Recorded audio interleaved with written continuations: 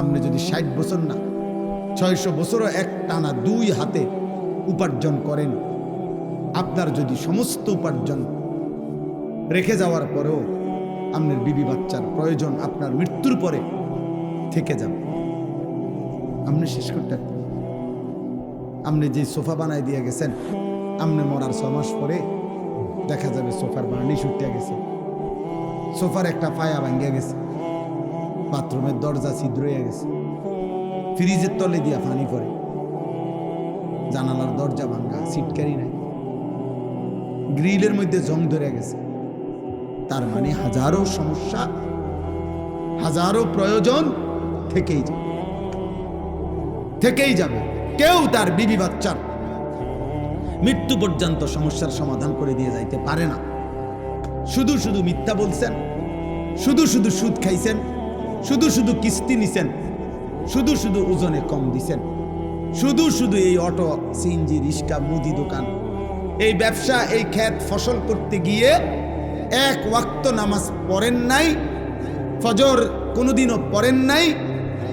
এগুলোর জন্য জিফুদ বউ বাচ্চার জন্য আল্লাহ চিনলেন না, আখেরাত চিনলেন না, নামাজ চিনলেন না, হালাল হারাম চিনলেন না। ওরা আপনার মৃত্যুর পরে ওরাও আপনারে মনে রাখবে না। আল্লাহ বলবে, নাফরমান আমিও তোরে চিনি না। ফাদুকু ফামা লিয-যালিমিনা মিন আনসার।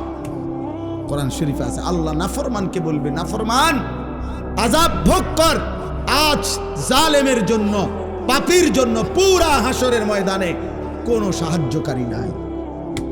যা বাটপার, বেঈমান, হারামখোর, আজ তোর আল্লাহও নাই, আজ তোর বউ বাচ্চাও নাই, আজ তোর কেউ নাই। তোর যা যা হারামখোর, যা। ফাদুকু ফামা লিয-যালিমিনা মিন আনসার। الأخلاء يومئذ بعضهم لبعض عدو إلا المتقين। রব্বুল আলামিন বলে, বান্দা, দুনিয়ার সব বন্ধু, দুনিয়ার সব সম্পর্কের মানুষগুলো কিয়ামতের ওই দিন একে অপরের শত্রু হয়ে যাবে। আল আখিল্লাউ ইয়াওমাইদিন বাদুহুম লিবাদিন আদু। বন্ধুরা সেদিন একে অপরের দুশমন হয়ে যাবে।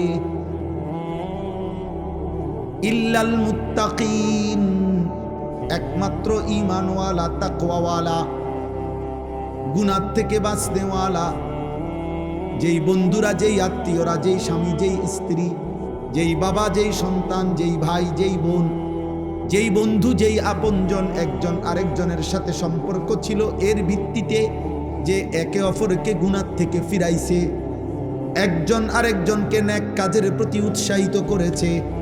আল্লাহ বলেন, খোদার কসম বান্দা, এই বন্ধুরা দুনিয়াতেও যেমন আপন ছিল, আখিরাতেও আপন থাকবে।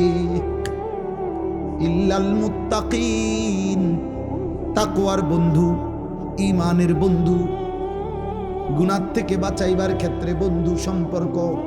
যেই স্বামী তার স্ত্রীকে ফজরের নামাজের জন্য উঠাইছে, যেই স্ত্রী তার স্বামীকে ফজরের নামাজের জন্য উঠাইছে, যেই স্বামী তার বিবিকে গুনাহ থেকে ফিরাইছে, স্ত্রী তার স্বামীকে গুনাহ থেকে ফিরাইছে, ভাই তার বোনকে গুনাহ থেকে বাঁচাইছে, বোন তার ভাইকে গুনাহ থেকে ফিরাইছে, বন্ধু তার বন্ধুকে টেনে নামাজের দিকে নিয়েছে, গুনাহ থেকে ফিরায় রাখছে। আল্লাহ বলেন, এমন বন্ধু সবাই কিয়ামতের দিন বন্ধুই থাকবে। আমরাও টেলিভিশন চাইছেন, আপনার ভিডিও টেলিভিশন চাইছে, আমরাও বিড়ি খাইছেন, আপনার ফুতে গাঞ্জা খাইছে, আমরাও চা দোকানে বসে রঙিন টেলিভিশনে নর্তকীর নাচ দেখছেন, আর আমনের ফুতে সারা রাত মোবাইলে উলঙ্গ ছবি দেখছে। দুই নাফরমানেই কেউ কাউরে চিনবে না, কেউ কাউকে চিনবে না। বাপ ফুতের চিনবে না, ফুত বাপের চিনবে না, মা ছেলেকে চিনবে না, ছেলে মাকে চিনবে না, স্বামী স্ত্রীকে চিনবে না, স্ত্রী স্বামীকে চিনবে। ইয়াউমা ইয়াফিরুল মারউ মিন আখিহি ওয়া উম্মিহি ওয়া আবিহি ওয়া সাহিবাতিহি ওয়া বানিহি। আল্লাহ বলে সেদিন ভাই পালিয়ে যাবে, মা পালিয়ে যাবে, বাপ পালিয়ে যাবে, স্ত্রী পালিয়ে যাবে, সন্তানরা পালিয়ে যাবে। লিকুল্লি ইমরিইম মিনহুম ইয়াওমাইদিন শা'নুন ইউগনি, প্রত্যেকেই নিজেকে নিয়ে ব্যস্ত থাকবে। ফাইদা নুফিখা ফিস সূর ফালা আনসাবা বাইনাহুম ইয়াওমাইদিন ওয়ালা ইয়াতাসাআলুন। আল্লাহ বলে ইসরাফিল যখন ফু দিবে, হাসরের ময়দান যখন কায়েম হবে বান্দা, একটা মানুষও কাউকে কেউ বংশের আত্মীয়তার কোনো পরিচয় দিবে না। ওয়ালা ইয়াতাসাআলুন, একজন আরেকজনকে ভালো মন্দ কিছু জিজ্ঞেস করবে না। এটাও বলবে না ভাই কষ্ট হচ্ছে নাকি, ভাই বেশি গরম লাগতেছে নাকি, না হে কিতা করবে, হে আপনারে হে গরম লাগতেছে নাকি, আপনারে জিগাইলে আপনি যদি কোন হ ভাই খুব গরম লাগতেছে, তো হে পরে হাত পাকা দিয়ে বিছেন করবে, তার বেল আসেনি, এই তো নিজেরই বেল নেই, ও নিজেই তো গরমে মরতেছে। এজন্য দোস্ত আমার, খোদার কসম, নাফরমানের বন্ধুরা, স্বামী হোক, স্ত্রী হোক, ভাই হোক, বোন হোক, বাবা হোক, সন্তান হোক, মা হোক, ছেলে হোক, মেয়ে হোক, একসাথে মহল্লার বন্ধু হোক, আত্মীয় হোক, স্বজন হোক, ক্লাসমেট হোক আর কলিগ হোক, যদি ঈমান আমল তাকওয়ার ভিত্তিতে সম্পর্ক না থাকে, তো সেই বন্ধুরা হাসরের দিন দুশমন হয়ে যাবে। আর ঈমান আমলের ভিত্তিতে বন্ধুত্বটা হাসরের দিনও কি থাকবে, কথা বলে না, বন্ধুই থাকবে। আর এই বন্ধুদেরকে, এরপরের অংশটা শুনে এমনি প্রসঙ্গক্রমে বলে ফেলি।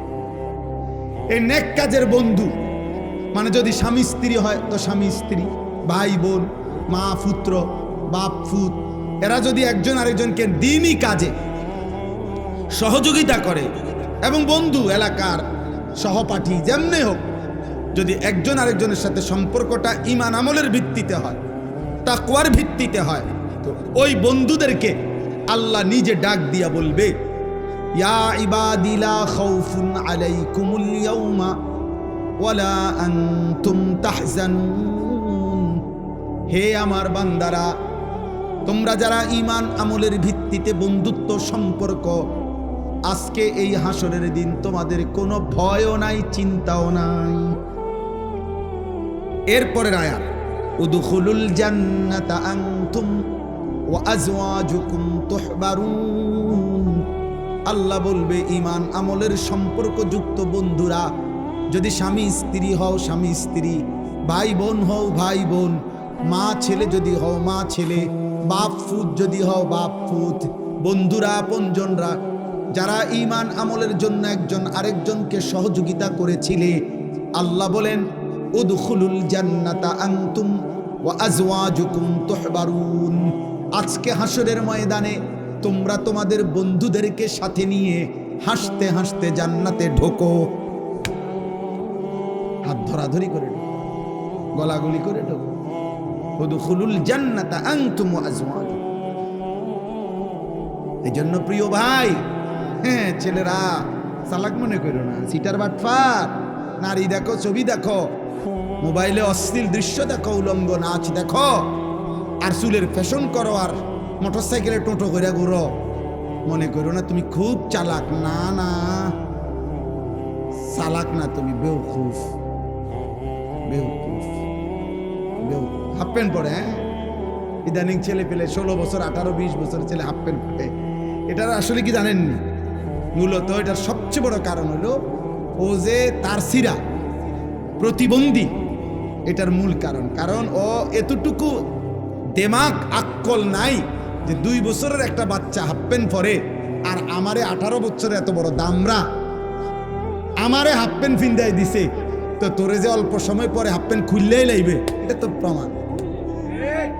তোরে যে উলঙ্গ করে বাজারে বাজারে ঘুরাবে ল্যাংটা করে, এটার অর্ধেক প্রস্তুতি হয়ে গেছে। এ তো প্রতিবন্ধী, তো তার সিরা। তাহলে সুস্থ স্বাভাবিক মানুষ 18 বছর 20 বছর সে কিভাবে হাফ প্যান্ট পরে? আস্তাগফিরুল্লাহ, আস্তাগফিরুল্লাহ।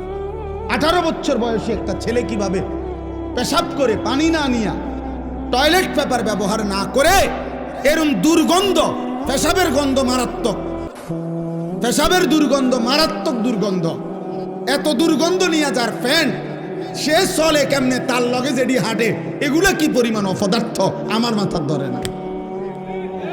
আমি তো দম বন্ধ হয়ে মরে যাওয়ার কথা, দম বন্ধ হয়ে মরে যাবো। আস্তাগফিরুল্লাহ, আস্তাগফিরুল্লাহ, আস্তাগফিরুল্লাহ। অতএব এরা বন্ধু না, এরা বন্ধু না। নবীজি সাল্লাল্লাহু আলাইহি সাল্লাম বলছেন, লা তুসাহিব ইল্লা মুমিনান, নবীজি বলছে মুমিন ছাড়া কাউকে বন্ধু বানায়ও না। ওয়ালা ইয়াকুল মালাকা ইল্লা তাকিয়ুন, কোন মুত্তাকি গুনাহ থেকে বিরত থাকে, আল্লাহর নবী বলছে তাকে ছাড়া অন্য কাউকে ভালোবেসে মহব্বত করে দিল দিয়া খাওয়াইও না। বিপদে পড়া যদি চায় কাপ খাওয়ার লাগে খাওয়াইও, কোনো রকমের টেহা দিও চোখ বন্ধ করিয়া, কিন্তু ভালোবাসা মহব্বত দিয়া কোনো ভাটফার সিটার রে, কোনো বিড়িখোর গাঁজাখোর, কোনো বাবাখোর সুদখোর ঘুষখোরকে মহব্বত করে ভালোবাসা খাওয়াইও না। নবী নিষেধ করছে। আরে ঠিক না কইলেও ঠিক, এটা হাদিসের তরজমা, এটা ঠিকের কিতাব, হাদিসের অর্থই তো এটা, বুঝো না ইমাম, এটা ঠিক না কইলেও তো এটাই অর্থ, বুঝছেন নি মামা? এত বিকল্প তরজমা নাহি, আপনি আপনি ব্যাটিক করলে বলে না ব্যাটিক না, এইটাই হাদিসের অনুবাদ। ওয়ালা ইয়াকুল মালাকা ইল্লা তাকিয়ুন। এজন্য মানুষ আলেমদেরকে, মসজিদের ইমামদেরকে, উলামায়ে কেরামকে, এক ছোট্ট হাফেজে কোরআনকে, মাদ্রাসার এক তালেবে ইলমকে মানুষ কলিজার সবটুকু দিয়া মহব্বত করে খাওয়ায়। এজন্য যে মানুষ, অনেক সময় অনেক মানুষ আছে না, হ্যাঁ হুজুর আমনের আর কাম কি, আইটা দাওয়াত খাওন, আমনে খান, অসুবিধা কি? হ্যাঁ আমনে পোস্টার লাগাই দেন মানুষের কোন যে গ্রামবাসী আপনারা তো চিনতেছেন না, বেহুদা হুজুরে ভাত খাওয়ান, আমার মতো একজন বিড়ি খাওয়াই না ভালো লোক, চা দোয়ানে গপ মারি। হ্যাঁ আপনারা এত বড় একজন উপযুক্ত লোক দেখেন না, কোন আগের কোন হুজুর মুজুরে ভাত খাবার আপনি বলেন না, আপনি একটা মাইকিং করেন, দেখেন না আপনারা কেউ খাওয়ায়নি, তা আপনারে খাওয়ায় না এটা আমার অপরাধ, কথা বলেন না কেন? আপনারে খাওয়ায় না এটা ইমাম সাহেবের অন্যায়, তো আপনি বলেন কীর্তেন এটা, আপনি এটা বলেন কেন? আপনি লজ্জা না করা উচিত, ভাবানা উচিত দয়া করে। এই জন্য সাফ কথা, সাফ কথা। আমি ছেলেদের তোমাদেরকে বললাম ভাই, অসৎ বন্ধুর খপ্পরে পড়ে, ওই ভাই লাইট নিবাও, অসৎ বন্ধুর খপ্পরে পড়ে ভাই প্রিয় ছেলে নষ্ট হইও না, নষ্ট হইও, নষ্ট হইও না বাপ। হয়তো সুখের সময় তোমার সাথে থাকবে, কিন্তু তোমার দুঃখের সাথে থাকবে, দুনিয়াতেও, দুনিয়াতেও। তুমি মোটরসাইকেলে পাওটা ভাঙ্গে দেখো, তোমার লগে আসেনি স্যার। তুমি একটা অ্যাক্সিডেন্ট করে দেখো, তোমার পাশে থাকবে না। আল্লাহ আমাদেরকে হেফাজত করে। আমরা সবাই ভালো হওয়া দরকার, আমিও আপনিও, হুজুরও আপনিও, ইমাম সাহেব মুসল্লিও। আমাদের প্রত্যেকের ফিকির করা উচিত আখিরাত, আখিরাত, আখিরাত। আল্লাহ তাআলা বলছে, বান্দা তুমি বোঝো কিংবা না বোঝো, ওয়াজাআত সাকরাতুল মাউত বিল হক। এই আমি যে আয়াতগুলো পড়ছি এটার জন্য এবার আমার কথাটা বলি। কোরআনুল কারীমের 27 নম্বর পারা, কোরআনুল কারীমের 57 নম্বর সূরা, 56 নম্বর সূরা, সূরা ওয়াকিআ, কোরআনুল কারীমের প্রসিদ্ধ একটি সূরা। এই সূরার 5টি আয়াত, 83, 84, 85, 86, 87 ছোট্ট ছোট্ট আয়াত আমি তেলাওয়াত করেছি। আর অল্প একটু সময় আমি এই আয়াতগুলো তর্জমা শোনাইতে চাই। আল্লাহ আমাদেরকে তৌফিক দান করে। তো এই কথাটা বোঝানোর জন্য বলতেছি, কোরআনুল কারীমে বড় দরদ দিয়ে, বড় মায়া করে আল্লাহ বলছে, বান্দা তুমি জানো না বান্দা, তুমি বোঝো কিংবা না বোঝো, তোমার খেয়াল থাকুক বা না থাকুক, তুমি নেকি করো আর গুনাহ করো, সুখে থাকো কিংবা দুঃখে থাকো, তুমি রাজপ্রাসাদে থাকো আর কুড়ে ঘরে থাকো, একটি চিরন্তন অনিবার্য সত্য বাস্তবতার মুখোমুখি তোমাকে হতেই হবে। সেই চূড়ান্ত বাস্তবতা হলো মৃত্যু। তুমি যদি বলো আমি বুঝি নাই, তবুও মরে যাবা। তুমি যদি বলো আমি বুঝেছি, তবুও মরে যাবা। তুমি যদি বলো আমি খেয়াল করি নাই, তাহলেও মৃত্যু হবে। তুমি যদি বলো আমি খেয়াল করেছি, তবুও মৃত্যু। মৃত্যু দোস্ত আমার 60 বছর না 600 বছরে যদি কোনো দিন সেজদা না দাও, তবুও মৃত্যু হবে। আর 600 বছরে যদি একটা সেজদাও না ছোটে, তবুও মৃত্যু। আমল করতে করতে কেউ যদি আব্দুল কাদের জিলানীও হয়ে যায়, তারও মৃত্যু হবে। নাফরমানি করতে করতে কেউ যদি ফেরাউন নমরুদ কাফেরও হয়ে যায়, তারও কি হবে? এক অনিবার্য সত্য। এই চূড়ান্ত বাস্তবতা, চূড়ান্ত আল্লাহ তাআলা বলছে ওয়াজাআত সাকরাতুল মাউত বিল হক। এই কথাটা সূরা কাফ কোরআনুল কারীমের 26 নম্বর পারা 50 নম্বর সূরা, সূরা কাফ। এই সূরার একটা আয়াত। আল্লাহ বলছে বান্দা সত্যি সত্যি একদিন মৃত্যু যন্ত্রণা আসবে।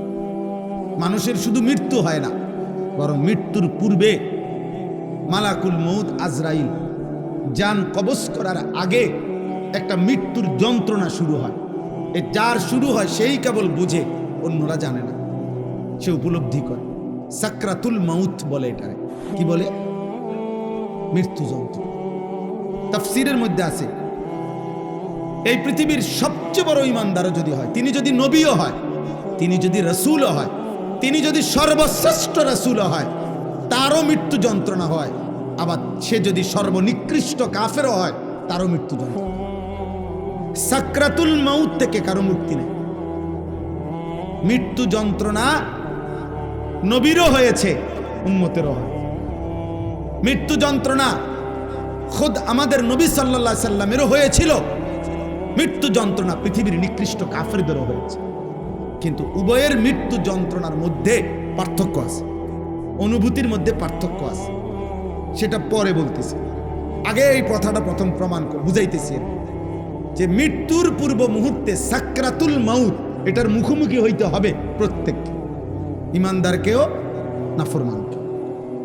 হাদিসের মধ্যে আছে আম্মা জান আয়েশা রাদিয়াল্লাহু তাআলা আনহা, নবীজির বিবি, নবী সাল্লাল্লাহু আলাইহি সাল্লাম ওনার বুকে মাথা রাখা অবস্থায় ইন্তেকাল করছেন।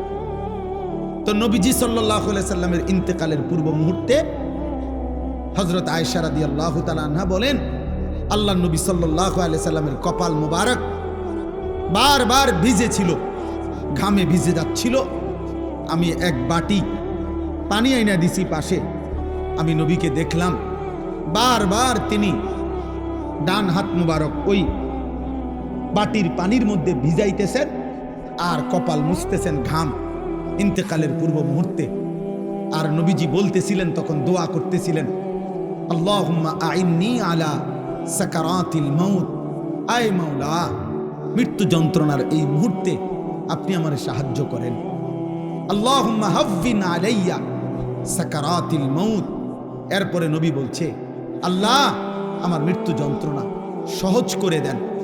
এরপরে নবী বলছে, লা ইলাহা ইল্লাল্লাহ, আয় মাওলা আপনি ছাড়া আর কোনো ইলাহা নাই। এরপরে বলছে, ইন্না লিল মাউতে সাকারাত, মাওলা মৃত্যুর বড় যন্ত্রণা। আমি বুঝতেছিলাম, আমার মনে হয় তিনি তো মাসুম নবী, তিনি তো নিষ্পাপ নবী, তিনি তো মাহবুব আল্লাহ তাআলার। তো তিনি যেন বলতেছেন আল্লাহ মৃত্যুর বড় যন্ত্রণা। তার মানে তিনি বলতেছেন, মাওলা আমার কাছে যদি মৃত্যুর যন্ত্রণা এমন মনে হয়, হায় মাওলা আমার গুনাহগার উম্মতের কি হবে তাইলে মৃত্যু, আমার নাফরমান উম্মতের মৃত্যু যন্ত্রণা তাইলে কি হবে। এরপরে 5 নম্বর শব্দ হলো নবী এরপরে বলতেছিলেন, বালির রফিক আল আলা। এই মুমিনের মৃত্যু যন্ত্রণা হলেই বালির রফিক আল আলা। হাদিসের ব্যাখ্যার মধ্যে আছে, অর্থাৎ হইল এগুলো যখন বলতেছেন নবীজি, তো আর মালাকুল মউত আজরাইল আসছেন। আল্লাহ নবী সাল্লাল্লাহু আলাইহি সাল্লামকে বলতেছিলেন, বন্ধু আপনার মালিক জানতে চাইছে আর কিছুদিন থাকবেন কিনা নাকি যাবেন। আল্লাহ নবী বারবার বলতেছিলেন, বাল আর রফিক আল আলা, না না মালাকুল মউত আজরাইল, আমি বরং আমার বন্ধুর সান্নিধ্যই চাই, আমি আমার পরম বন্ধুর কাছেই যেতে চাই। এই কথাটাই তাফসিরে আছে, হাদিসের ব্যাখ্যার মধ্যে আছে। কোন ইমানদার, কোন মুমিন, কোন মুত্তাকিরও মৃত্যু যন্ত্রণা হয়, মৃত্যুর যন্ত্রণা যেটা এটা হয়, উনার কষ্ট যেটা এটা হয়, কিন্তু মুমিনের মৃত্যু যন্ত্রণা শুরু হলে তার দিল খুশিতে আনন্দে উৎফুল্ল হয় যে হায় আমার বন্ধুর মোলাকাতের সময় হয়ে গেছে। গত 60 বছর আমি যে বন্ধুর জন্য সেজদা দিছি 5 ওয়াক্ত, গত 60 বছর, 40 বছর, 50 বছর যে মালিকরে আমি ডাকছি দিবানিশি, কখনো সুবহানাল্লাহ, কখনো আলহামদুলিল্লাহ, কখনো ডাকছি আল্লাহু আকবার, কখনো ডাকছি লা ইলাহা ইল্লাল্লাহ, কখনো ডাকছি আস্তাগফিরুল্লাহ। এভাবে বারবার বারবার সকালে, দুপুরে, সন্ধ্যায়, বিকালে, দাঁড়িয়ে, বসে, শুয়ে, হাঁটতে, চলতে, উঠতে, বসতে যেই বন্ধুকে ডেকেছি, মৃত্যুর যন্ত্রণা শুরু হলেই মুমিন বলতে থাকে এবার বুঝি আমার বন্ধুর মোলাকাতের সময় হয়ে গেছে। সুবহান আল মাউতু জিসরুন অথবা জাসরুন ইউসিলুল হাবিব ইলাল হাবিব, কিতাবের মধ্যে আছে। ইমাম কুরতুবী রাহমাতুল্লাহ আলাইহির কিতাব আত-তাযকিরা, ওই কিতাবে আছে মৃত্যু হলো একটা ফুলের মতো, মুমিনের মৃত্যু একটা ব্রিজের মতো, মুমিনের মৃত্যু একটা সাঁকো পুলের মতো, যে পুলের এই পারে এক বন্ধু, এই বন্ধুর নাম হলো মুমিন, আর ওই পারে আরেকটা বন্ধু, ওই বন্ধুর নাম আল্লাহ। এই একজন হাবিব, এখানে একজন হাবিব। তো ওই পারের বন্ধু আল্লাহ, এই পারের বন্ধু মুমিনকে ডাকতেছে, আও আয়ালো পোল এটা পার হয়ে আসো, আসো আমি বন্ধুর মোলাকাতে আসো। তো বুজুর্গানে দিন বলে মৃত্যু হচ্ছে এমন যে একটা পোল, যেন এক বন্ধু এই পোল পার হবে মানে মৃত্যুবরণ করবে, তো পরম বন্ধু আল্লাহর মোলাকাত হয়ে যাবে।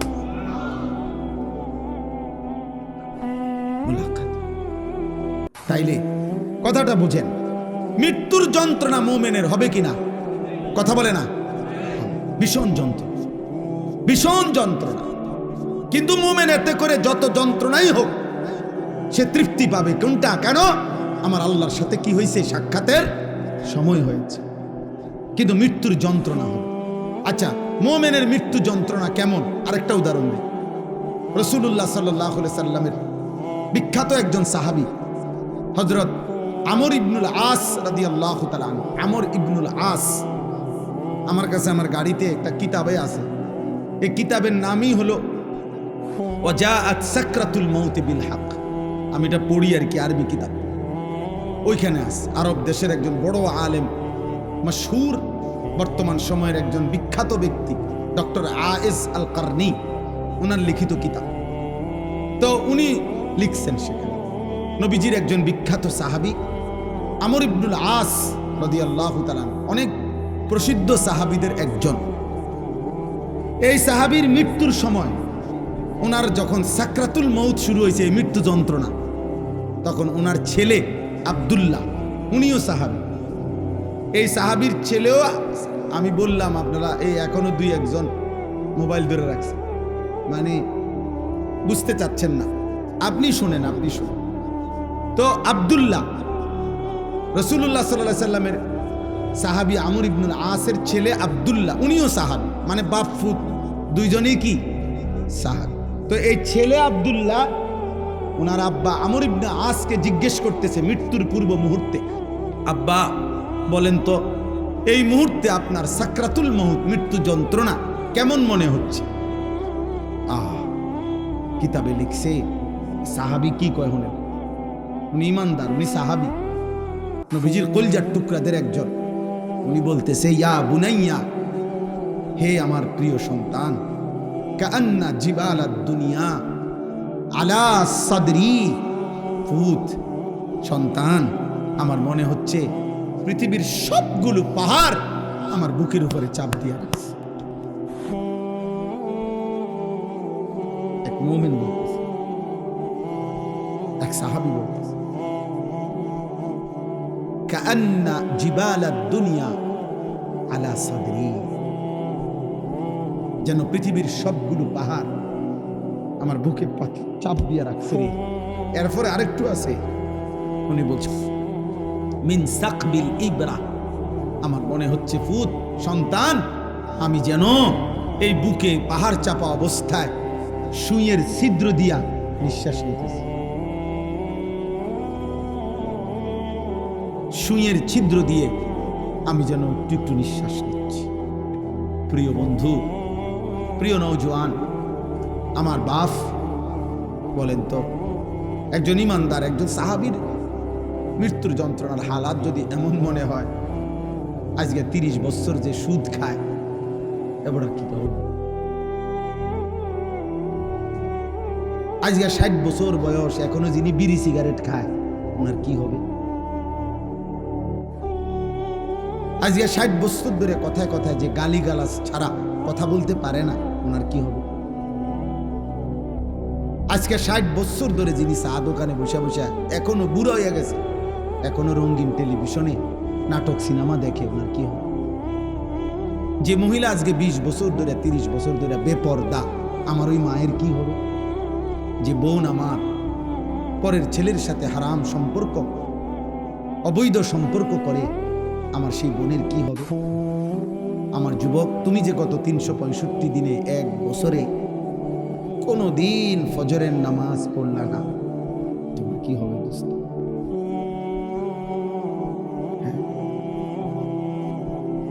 এই সময়ে যদি তোমার মৃত্যুর যন্ত্রণা শুরু হয়, হালাত কি হবে? বলো ভাইয়া, বলো ভাই।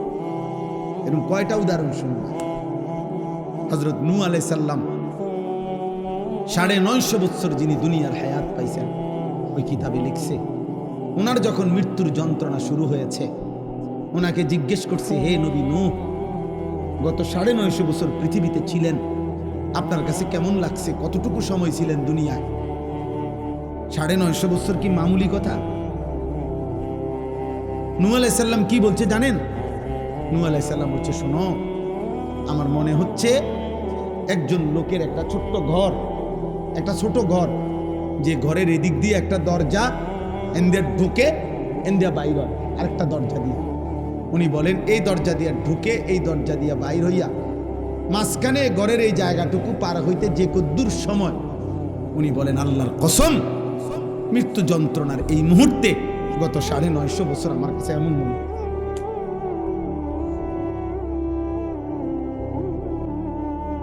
তিনি নবী, তিনি নবী, ওনার হালাত যদি এমন হয়, আমার কি, আমাদের কি, আমাদের কি? আয় কারীম, এজন্য দোস্ত তাফসীরে একটা উদাহরণ লিখছে, এই একটা উদাহরণ দিলে আপনি বুঝবেন। এবার বিপরীত অংশের উদাহরণ শুনেন। এই পৃথিবীতে ধরে নেন, ছেলেরা তোমরাও শোনো, কোন একজন যদি বুঝে, এই পৃথিবীতে যদি কেউ, তাফসীরের মধ্যে লিখছে 900 বছর হায়াত পাইল, কয়শো বছর? এই 900 বছর সে আল্লাহর নাফরমানি করছে। ধরেন চুরি, ডাকাতি, জিনা, ব্যভিচার, মদ, জুয়া, নাচ, গান, সুদ, ঘুষ, হারাম, আল্লাহর নাফরমানিতে কাটাইছে, সেজদা দেয় নাই, বন্দিগি করে নাই। কিন্তু 900 বছরে কোনোদিন 1 সেকেন্ডের জন্য হয় কোনো দুঃখ কষ্ট পায় নাই। ধরে নেন একবারের জন্য একটু চোখের পানি পড়ে নাই তার, একটা কাঁটার আঘাতও তার কোনোদিন লাগে নাই, 1 সেকেন্ডের জন্য তার মনটা খারাপ হয় নাই, কোনো কষ্ট, কোনো যন্ত্রণা, কোনো দুঃখ তার হয় নাই কয়শো বছরে। কিন্তু করছে কি? নাফরমানি করছে কি? খোদার কসম তাফসীরে লিখছে, এই 900 বছর পরে আল্লাহর নাফরমানি করে 1 বিন্দু দুঃখ যে পায় নাই, যেদিন তার মৃত্যু যন্ত্রণা শুরু হবে, মৃত্যু যন্ত্রণার প্রথম সেকেন্ড, 1 সেকেন্ডে আল্লাহর কসম এই 900 বছরের সুখ আর আনন্দ এই নাফরমান প্রথম সেকেন্ডেই ভুলে যাবে। দ্বিতীয় সেকেন্ডে যদি তারে বলা হয়, হে আল্লাহর বান্দা, দুনিয়ার জীবন তুমি কেমনে কাটাইছো? সে বলবে, আয় রব মাওলা, জীবনের সুখ কি জিনিস আমি কোনো দিন দেখি নাই। আনন্দ কাকে বলে মাওলা আমি দেখি নাই।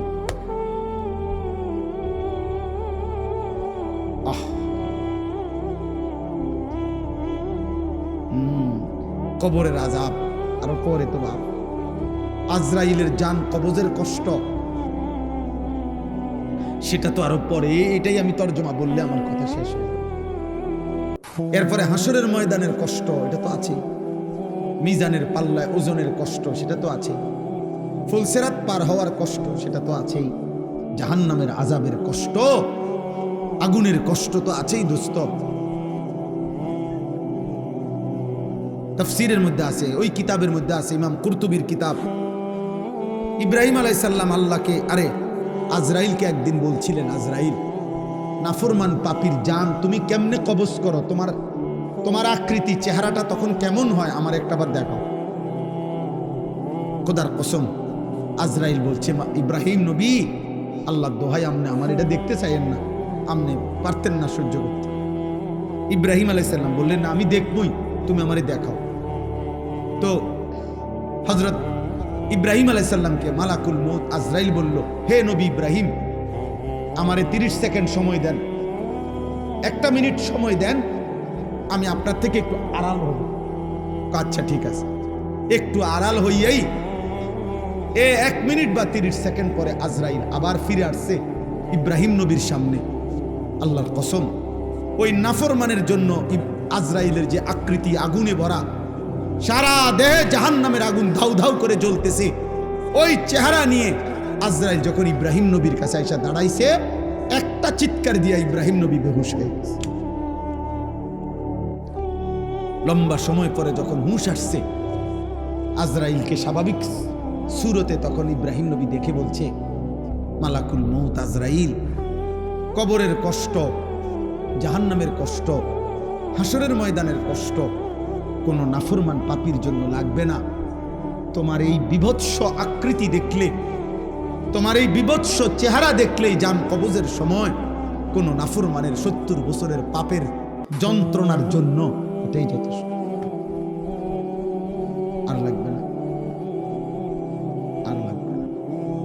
3 নাম্বার, নবী সাল্লাল্লাহু আলাইহি সাল্লামের হাদিসে আছে, আমি নিজে পড়ছি, আল্লাহ নবী সাল্লাল্লাহু আলাইহি সাল্লাম বলছে, কোন নাফরমান পাপীকে আল্লাহ তাআলা ফেরেশতাকে বলবে হাসরের ময়দানে, আল্লাহ বলবে, ওরে ওইখানেও নবী কথা বলছে যে 60 বছরে 70 বছরে যে কোনোদিন দুঃখ পায় নাই, আল্লাহ এরকম সুখের নাফরমান, ফেরেশতাকে বলবে, ওরে জাহান্নামের বাহিরটা একটাবার শুধু চারদিকে ঘুরাইয়া আনো, আর জাহান্নামের দরজা বরাবর বাহিরে তারে 1 মিনিটের জন্য 30 সেকেন্ডের জন্য দাঁড় করাইবা, এরপরে নিয়ে আসবা আমার কাছে। ফেরেশতা তাকে জাহান্নামের চারদিকে ঘুরাইয়া জাহান্নামের দরজার কাছে 30 সেকেন্ডের জন্য, 1 মিনিটের জন্য যখন রাখবে, দাঁড় করাবে, জাহান্নামের ভেতর থেকে আগুনের একটা গরম বাতাসের একটা ধাক্কা, বাতাসের একটা ঝটকা এই নাফরমান পাপীর বুকে আইসা লাগবে। এরপরেই ফেরেশতা তাকে আল্লাহর সামনে নিয়ে আসবে। আল্লাহ তাআলা বলবে, আমার বান্দা গত 70 বছর খুব সুখে এবং আরামেই কাটিয়েছ না? আল্লাহর কসম, নবী বলে, ওই ব্যক্তি তখন বলবে, রব্বুল আলামিন, সুখ কাকে বলে, আনন্দ কাকে বলে আমি জীবনে কখনো দেখি। বিশুদ্ধ হাদিস। এজন্য প্রিয় ভাই, রাত অনেক হয়েছে, নয়তো আরো বলতাম। কয়টা শুনবা তুমি? কিসের উপরে ভিত্তি করে যারা নামাজ পড়ছেন না, কেন পড়ছেন? কোন বিষয়ের উপরে আপনি আস্থা নিলেন? কার উপরে আপনার ভরসা নিলেন?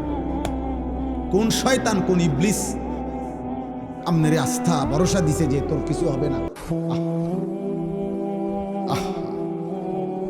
কিসের উপরে ভরসা করে সুদ খাইতেছেন, কিস্তি নিতেছেন, হারাম উপার্জন করছেন? বলেন না, কোন কথার উপরে ভরসা করবেন?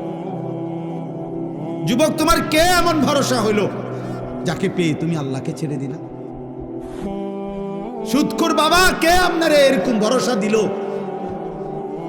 যাকে পেয়ে আল্লাহকে ছেড়ে দিলেন? বেপর্দা নারীকে বলেন, বেহায়া মহিলাকে বলেন, এই বোন, কে তোমার এমন ভরসা দিল? মা গাররাকা বিরব্বিকাল কারীম। আল্লাহ বলে, বান্দা, আমার মতো দয়ালু মেহেরবান মাওলা থেকে কে তোমারে ধোঁকা দিল? আমার চাইতে এমন দয়ালু কারে পেয়ে গেলা, যাকে পেয়ে তুমি আমি আল্লাহকে ছেড়ে দিলা? ছেড়ে দিলা। অতএব বাপ, এবার এই তর্জমাটুকু শুনে দোস্ত, আমিও আপনিও ওই যে বললাম, স্বীকার করেন আর নাই করেন, খেয়াল করেন আর ভুলে যান, মৃত্যু আসবে। আসবে তো? কথা বলে না? মনে থাকলেও আসবে, মনে না থাকলেও আসবে তো? 3 বেলা ঠিক মতো খানা খাইলেও মরবেন তো? কথা বলে না? রাজপ্রাসাদের লোকটা মরবে তো? পৃথিবীর সবচেয়ে ক্ষমতাধর লোকটা মরবে তো? পৃথিবীর সবচেয়ে বড় নেতৃত্বের অধিকারী ব্যক্তি মরবে তো? এবার আসেন এই তর্জমাটুকু বলি। তর্জমাটার মূল বক্তব্য হলো, মক্কার কুরাইশ কাফেররা প্রতিনিয়ত আল্লাহর নবীকে বিদ্রুপ করত আর বলতো, মুহাম্মদ, এই যে তুমি বলতেছ আমরা মরে যাব, মরে গেলে আমাদেরকে কবর থেকে আবার হাসর হবে, মিজান হবে, ফুলসেরাত হবে, কবর থেকে আমাদেরকে আবার উঠাবে, কি কও? ডিবুজি কথা, ডিবুজি কথা। 500 বছর আগের, 300 বছর আগের মাটিতে কারে কোনখানে দাফন করছে, কোন মাটি উইরা কোনান থেকে কই গেছে, কার হাড্ডি গোস্ত মিশা, এখানকার মাটি হয়তো গেছে গা কোন দেশে, কোন দেশের মাটি আইয়া পড়ছে কোনখানে, কোথাকার বালু কোথায় উড়ে গেছে, কই থেকে কারে পাইব, কি কও?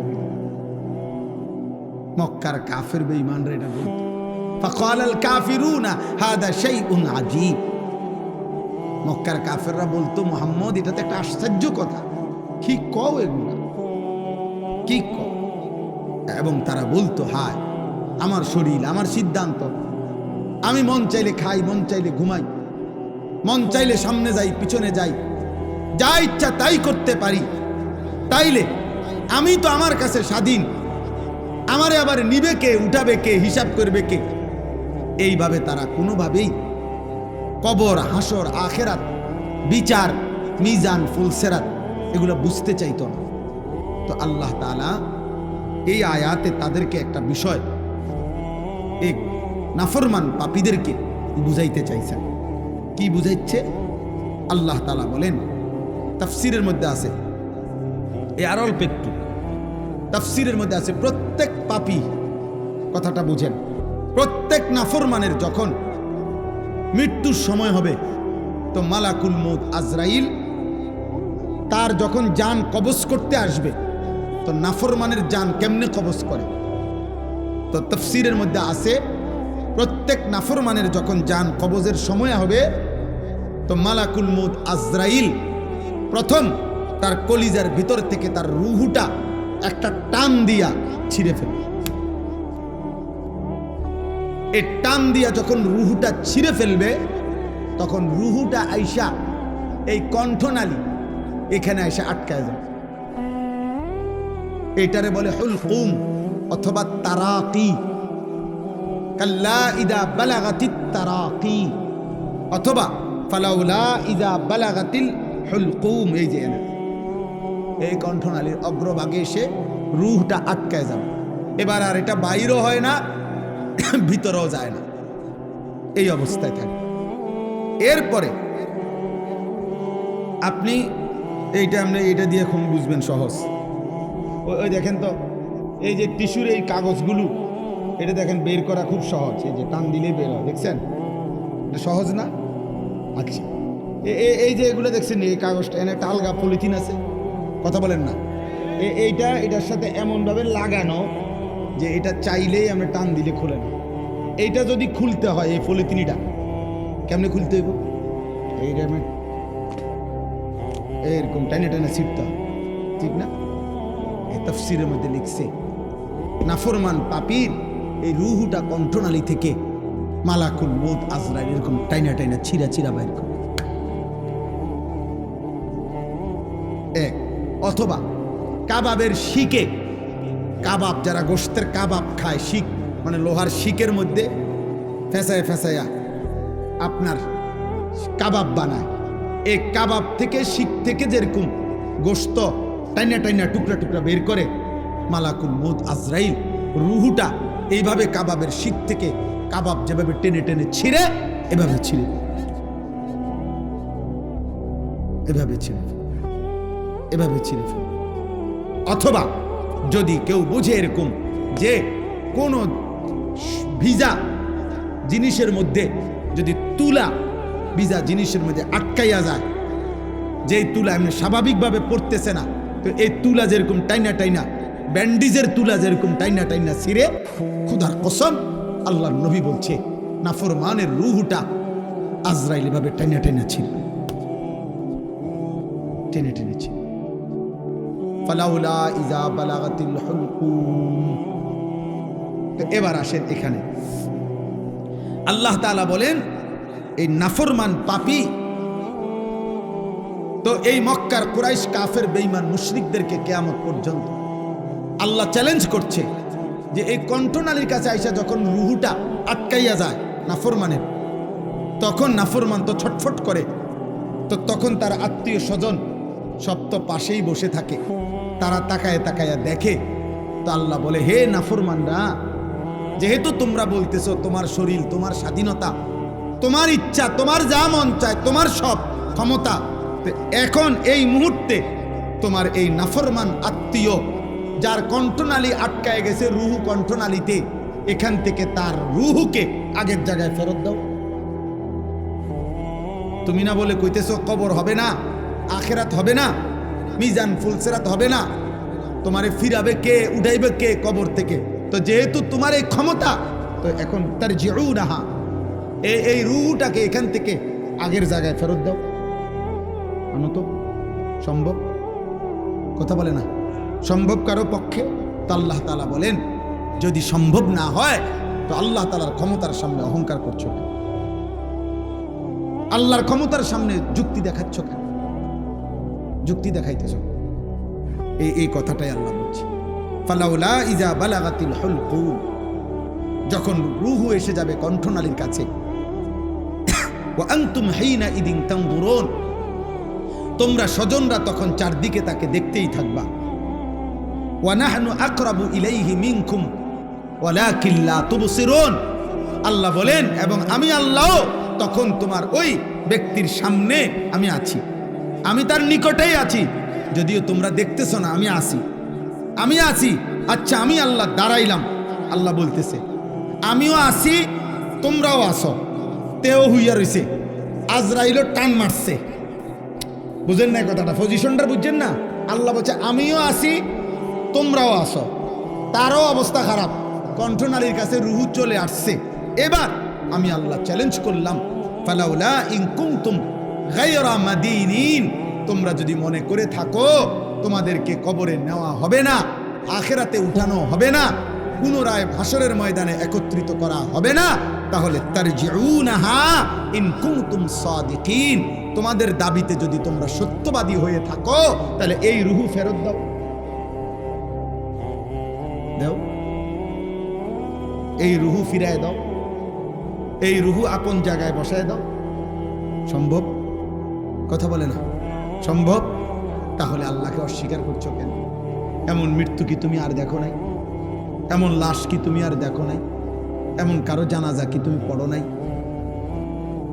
বলো, যেই লাশের জানাজা পড়ছো তুমি খবর নাও, তার স্বজনরাও তো তারে বাঁচাইতে চেষ্টা করছে, তারে সান্দিনার থেকে ঢাকা নিছে, ঢাকার থেকে ইন্ডিয়া নিছে, ইন্ডিয়ার থেকে ব্যাংকক নিছে, ব্যাংকক থেকে তারে লন্ডন নিছে, খবর নাও। তাকেও তো বাঁচাবার জন্য বারবার চেষ্টা করছে, কিন্তু কেউ তো ফিরাইতে পারল না। আমি আল্লাহ তো নিয়েই গেলাম। তাহলে তোমার চোখের সামনে যেহেতু প্রতিনিয়ত মানুষ মরছে, চলেই যাচ্ছে, তুমিও তো চলে যাবে, তুমিও তো চলে যাবে। তাহলে কেন এই বাড়াবাড়ি, কেন এই অহংকার? এমন যদি হতো যে আমার যে, এই বেটা বাবা বসো, আব্বা বসো, এমন যদি হইতো যে আমার এই পরিমাণ শক্তি, ক্ষমতা, দল, পদ, পদবী আছে, সম্পদ আছে, যে আমি মৃত্যু থেকে ঠেকাইতে পারবো, এমন কি সম্ভব? কথা বলেন না? এই শেষ কথা বলেন, অতএব দোস্ত আমার, কোনোভাবেই মৃত্যুর এই অনিবার্য বাস্তবতাকে আমরা হারাইতে পারবো না, সরাইতে পারবো। মৃত্যু এসে আমাদের সব আয়োজন থামাই দিবে, সব ব্যস্ততা থামাই দেবে। নবীজি বলছেন সাল্লাল্লাহু আলাইহি সাল্লাম, ধরে নেন নবীজি উদাহরণ দিয়ে বুঝাইছেন যে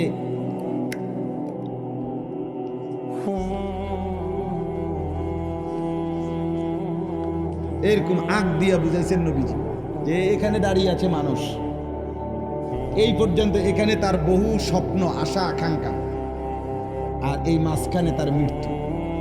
অর্থাৎ সে এখানে দাঁড়িয়ে এই পর্যন্ত পৌঁছার স্বপ্ন দেখতেছে, কিন্তু মাঝখানের এই মৃত্যু আইসা তারে কবরে নিয়ে গেছে। নবীজি আইকা বুঝাইছে, আইকা নাকি হাদিস আছে, আইকা বুঝাইছে, হাত দিয়ে আইকা বুঝাইছে, জমিনের মধ্যে রেখা আইকা বুঝাইছে, আইকা বুঝে। আশাটা বড়, আশাটা কি লম্বা। আরেকটা উদাহরণ দিছে নবী চতুর্ভুজের,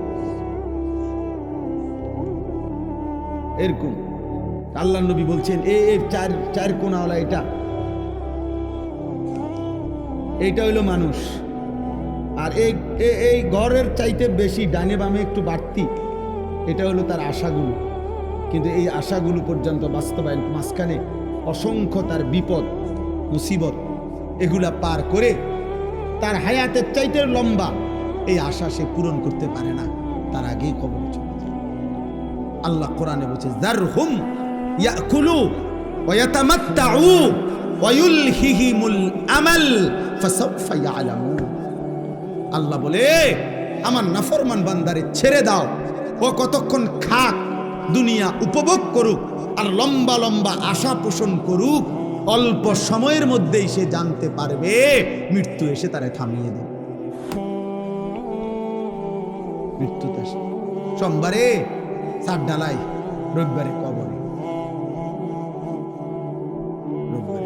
আমি একবার দেখছিলাম কিছুদিন আগে, এক ছেলের যেদিন বিদেশের ফ্লাইট, ঠিক ওই দিন তার আব্বা কবরে, ওই দিন তার বাপের জানাজা হয়েছে। হইতে পারে না? এমন হইতে পারে? আমিও তো দেখছি।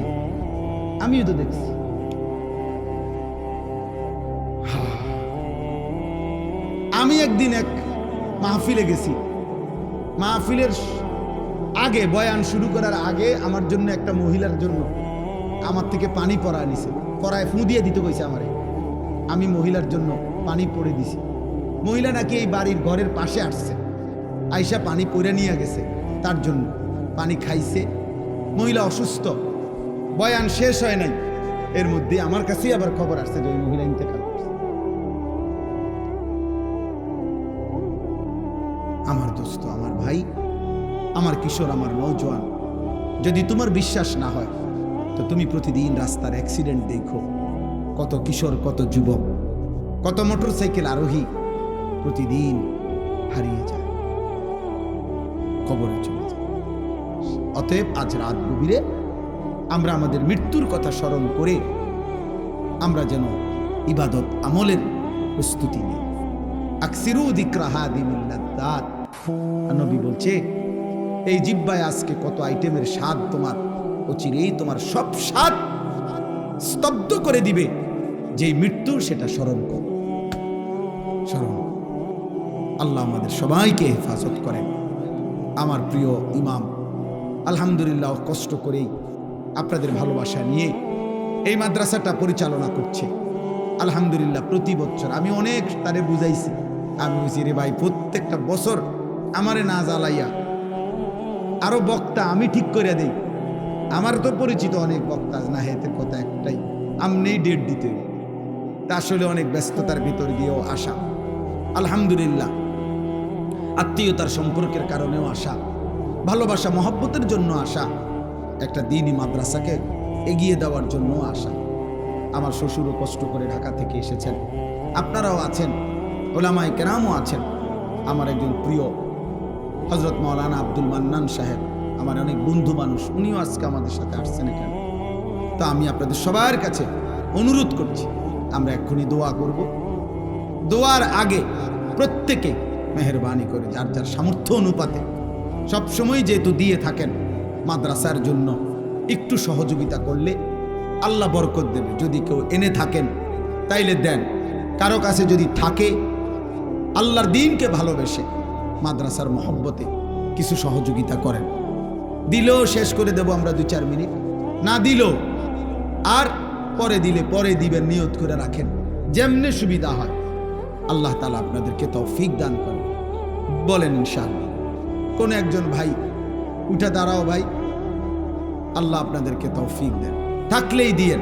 যুবক ভাই তোমাদের কাছেও থাকলে দাও, দ্বীনের জন্য দাও, তোমার ভালোর জন্য দাও, তোমার কল্যাণের জন্য দাও। আল্লাহ আমাদেরকে কবুল করেন। তো হাতেই নেন, অসুবিধা না, আপনি একটু আগায়া যান, দেন ইনশাআল্লাহ যার কাছে আছে।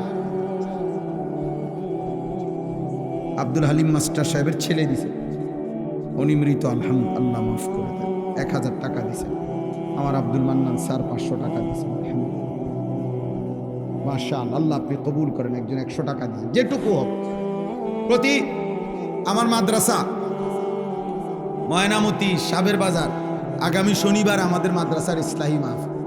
আমি মাদ্রাসার জন্য প্রায় 2.5 কোটি টাকার জায়গা কিনছি, আলহামদুলিল্লাহ, 118 শতক। তো মহসিন মুন্সি ভাই দিছেন 1000 টাকা, আল্লাহ কবুল করেন। মাশাআল্লাহ। আর কেউ বলেন দেন ইনশাআল্লাহ, আল্লাহ বরকত দেবে। মাশাআল্লাহ। 200 টাকা, আল্লাহ আপনি কবুল করেন, আলহামদুলিল্লাহ। বলেন মাশাআল্লাহ, মাশাআল্লাহ, মাশাআল্লাহ। আল্লাহ কবুল করেন, আলহামদুলিল্লাহ। আল্লাহ আপনাদেরকে তৌফিক দান করেন, আল্লাহ আপনাদের সবাইকে বরকত দান করেন, প্রত্যেকের দানে। আমার কথা হলো, ও বলতেছিলাম আমি কথা যে আমরা মাদ্রাসার জন্য এই মাদ্রাসার জমিতে কেউ 10 টাকাও দিছে, কেউ 15 টাকাও দিছে, এখনো দিচ্ছে, কেউ 30 লাখ টাকাও দিছে। একজন 30 লাখ টাকাও দান করছে, আরেকজনে 10 টাকাও দিছে। আমি দুইটাই নিছি ভালোবাসি আল্লাহর জন্য। এই জন্য দয়া করে প্রত্যেকেই মসজিদ মাদ্রাসায় দান করুন। আল্লাহ আমাদেরকে তৌফিক দেন, কবুল করেন, আমিন। সুবহানাল্লাহি ওয়া বিহামদিহি, সুবহানাকাল্লাহুম্মা বিহামদিকা, আশহাদু আল্লা ইলাহা ইল্লা আনতা, আস্তাগফিরুকা ওয়া আতুবু ইলাইক। আলহামদুলিল্লাহি রাব্বিল আলামিন। আল্লাহুম্মা আনতাস সালাম ওয়া মিনকাস সালাম, তাবারাকতা ইয়া যাল জালালি ওয়াল ইকরাম। মাওলায়ে করিম আপনি মাফ করে দেন, রব্বে করিম আপনি মাফ করে দেন। রাত অনেক গভীর মাওলা, আয় আল্লাহ আপনি মাফ করে দেন, আপনি মাফ করে দেন, আপনি মাফ করে দেন। ঈমান আমলের জীবন দান করেন, ইজ্জত আফিয়ত দান করেন, তাকওয়া তহারত দান করেন, হিম্মত ইস্তেকামত দান করেন। সেজদাওয়ালা কপাল বানিয়ে দেন, কাঁদনেওয়ালা চোখ বানিয়ে দেন, জিকিরওয়ালা জবান বানিয়ে দেন, মোহব্বতওয়ালা দিল বানিয়ে দেন, সুন্নতওয়ালা জীবন বানিয়ে দেন। আল্লাহ আগামী জীবন কাজে লাগাবার তৌফিক দান করেন। কবরের আগেই, মৌতের আগেই কবরের প্রস্তুতি নেওয়ার তৌফিক দান করেন। আল্লাহ আপনি দয়া করেন, আপনি রহম করেন, আপনি রহম করেন। কবরবাসীদেরকে মাফ করে দেন আল্লাহ। ডান পাশেই কবর মাওলা, মসজিদের সামনেই কবর মাওলা। সমস্ত কবরবাসীদেরকে মাফ করে দেন। কিয়ামত পর্যন্ত কবরের আযাব মাফ করে দেন। কবরগুলোকে জান্নাতের টুকরা বানিয়ে দেন আল্লাহ। কবরে আর জান্নাতে সংযোগ করে দেন, আপনার নূরের রহমত দ্বারা ভরপুর করে দেন। যে যাকে হারিয়েছেন মাওলা, কারো মা নাই, কারো বাবা নাই, কত স্বজন, কত আত্মীয় কবরে মাওলা, আপনি সকলকে মাফ করে দেন। আমাদের জীবন সুন্দর করে দেন, আমাদের আখিরাত সুন্দর করে দেন, আমাদের কবর সুন্দর করে দেন আল্লাহ। দুনিয়া আখিরাতের সমস্ত বালা মুসিবত থেকে হেফাজত করেন আল্লাহ। ঈমান আমলের জীবন দান করেন, ঈমান আমলের জীবন দান করেন। কিশোর যুবক ছেলেগুলোকে বদলে দেন, বয়স্ক বাবা চাচাদেরকে আরো বেশি নেক আমলের তৌফিক দান করেন আল্লাহ। আমার এই আত্মীয়দেরকে, স্বজনদেরকে আল্লাহ প্রত্যেককে আপনি মাফ করে দেন আল্লাহ। এই মাদ্রাসা আপনি কবুল করে নেন আল্লাহ। আপনার বন্ধুর বিবির নামে মাদ্রাসা আল্লাহ মদিনার বন্ধুর বিবির নামে আল্লাহ এই মাদ্রাসা, আল্লাহ হযরত আয়েশা সিদ্দিকা রাদিয়াল্লাহু তাআলা আনহার মতো আবেদা সালেহা জাহেদা শাকিরা আলেমা নারী মাদ্রাসা থেকে তৈরি করে দেন। মাদ্রাসার জরুরত পূরণ করে দেন, মাদ্রাসার হাজাত পূরণ করে দেন, মাদ্রাসার জরুরত পূরণ করে দেন। আপনি চাইলে হবেই, আপনি না চাইলে কিছুই হবে না। আপনি দয়া করেন, আপনি দয়া করেন। আমাদের মাদ্রাসাগুলো আপনি কবুল করে নেন আল্লাহ, আমাদের প্রত্যেকের মাদ্রাসা কবুল করে নেন। আমার আব্দুল মান্নান স্যারের মাদ্রাসা কবুল করে নেন আল্লাহ, আমাদের মাদ্রাসাও কবুল করে নেন। আমাদের জরুরতগুলো মাদ্রাসার পূরণ করে দেন আল্লাহ। এই মসজিদ খানা কবুল করে নেন। মসজিদের প্রথম দিন থেকে সমস্ত দান সাদাকা আপনি কবুল করেন। আয় আল্লাহ, আমার শ্বশুরকে হায়াতে তৈয়বা আফিয়া দান করেন। আমার মামা শ্বশুরকে আল্লাহ হায়াতে তৈয়বা আফিয়া দান করেন আল্লাহ। আমার এই স্বজন আত্মীয় স্বজন সকলেই, এলাকার যুবক কিশোর নওজোয়ান, পর্দার আড়ালের অনেক মা বোন যারা হাত তুলেছে মাওলা, সকলকে কবুল করেন। পর্দা পুশিদা দান করেন। মা ফাতেমা রাবিয়া বসরিয়ার মতো বানিয়ে দেন। মৌলানা ইমামকে কবুল করে নেন আল্লাহ, তার কলিজা শান্ত করে দেন, তার মাদ্রাসা কবুল করে নেন আল্লাহ, উম্মতের খেদমতে কবুল করে নেন। রব্বির হামহুমা কামা রব্বায়ানি সগীরা। আয় আল্লাহ, প্রধান অতিথি শাহজাহান সাহেব, আল্লাহ তাকে শিফায়ে কামেলা আজেলা দান করেন। আরো যতজন অসুস্থ প্রত্যেককে শিফায়ে কামেলা আজেলা দান করেন। রব্বির হামহুমা কামা রব্বায়ানি সগীরা। সুবহান রাব্বিকা রব্বিল ইজ্জাতি আম্মা ইয়াসিফুন ওয়া সালামুন আলাল মুরসালিন।